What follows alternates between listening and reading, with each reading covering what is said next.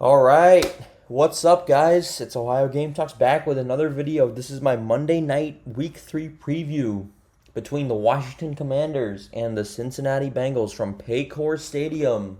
So we look at Washington, man, they're 1-1, coming off a nice win over the Giants, and we look at us, we're obviously 0-2, a crushing loss in KC.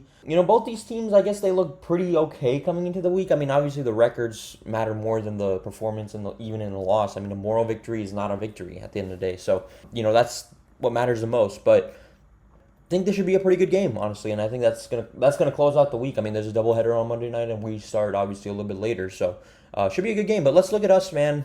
We're back home after a tough loss, like I said, in Kansas City. Joe Burrow had 258 yards. He had a couple touchdown passes. He had no picks, which is good. He unfortunately did have that really bad fumble six. I think Chris Jones knocked it out. It came out the last second, and I said this in the postgame. I thought that he was down, but after looking at it again, obviously he was still upright. So Mike Gesicki, he had a bad drop in the game, obviously, but he still had a pretty solid game. He had 7 catches. He had 91 yards. The run game, I take this back. I wouldn't say they struggled. I just feel like we could have definitely, fed Moss and Brown a little bit more. I mean, I thought that they both had pretty decent games. It was just like there wasn't no burst like play where it was like a 30, 40 yard gain, obviously. But the defense, second straight week, man, they struggled against Isaiah Pacheco in the Kansas City rushing game. I mean, they allowed 145 total yards. 149, I apologize, but even worse than what they did to Ramondre Stevenson. So Isaiah Pacheco, I mean, you're never going to really contain him. It's kind of like Mahomes in a way, but you got to give him a lot of credit. But at the end of the day, a moral victory, like I said, is not a victory. I mean, we're 0-2 for the third straight year, so we have to turn it around, man. This is a really important game for us. Coming back home, you can only expect this team to hopefully be better. Now we look at our opponent. A good running game, obviously. Brian Robinson, Jayden Daniels, they combined for over 170 rushing yards, and I think overall as a team, I mean, they had 215. I don't remember who got the rest of the yardage, but they're giving up 27.5 points per game. A weak passing defense right now. I mean, they're giving up 227 yards per game, but last week they only allowed 175.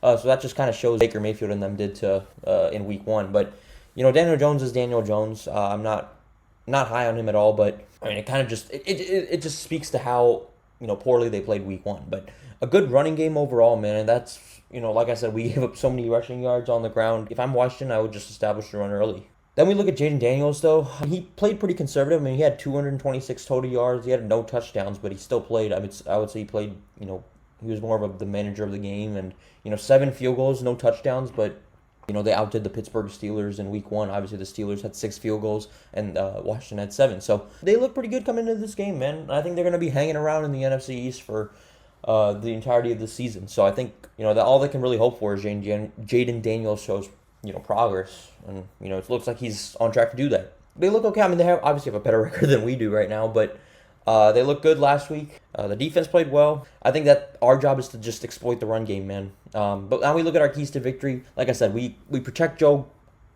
I mean, I thought the offensive line played really good last week, but Joe, some of those sacks, I feel like he tried to do a little too much. I felt like he could have either thrown it away or kind of got the ball out a little bit early, but that's okay. I mean, our job is to establish the run early. I mean, we set the tone from the beginning of the game, and then I think the run game will only exploit that Washington defense, man. But we need to stop the run.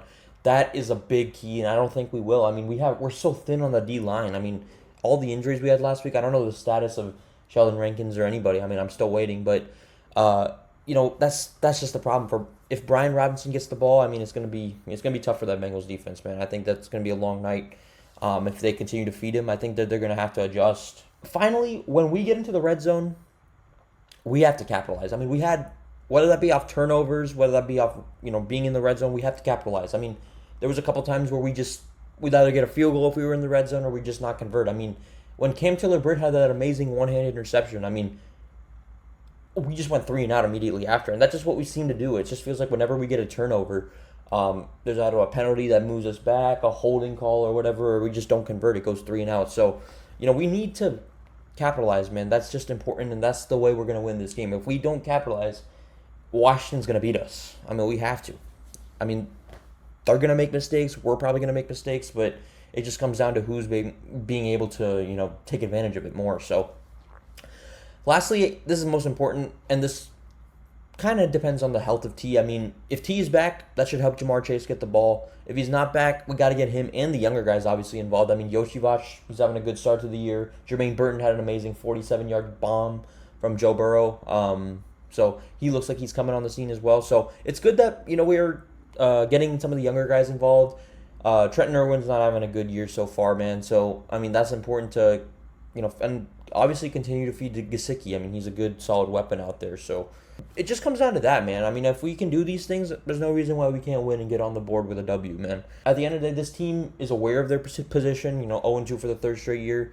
We're now 1-11 in Zach Taylor's first 2 games as head coach, 1-9 in Joe Burrow's. So I'd be lying to you if I did say I'm not a little, not nervous, but I'm a little bit, I just want to see them. I think we're going to win. If you saw my picks, I think we're going to win. But I just hope that we can, we just come out and take care of business. So that's all, guys. I mean, Who Dey, we got to defend our house. The Bengals are favored by 7.5 for a reason. This is a must-win. You don't come back from 0-3 and make the playoffs.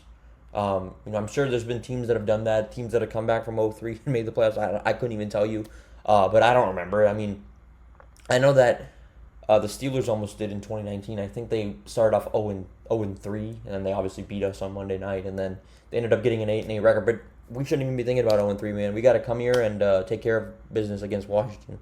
There's a good young team. If we do what we're supposed to do, we should win. So thank you guys for clicking on the video. Who Dey, let's get a W, man, on Monday Night Football.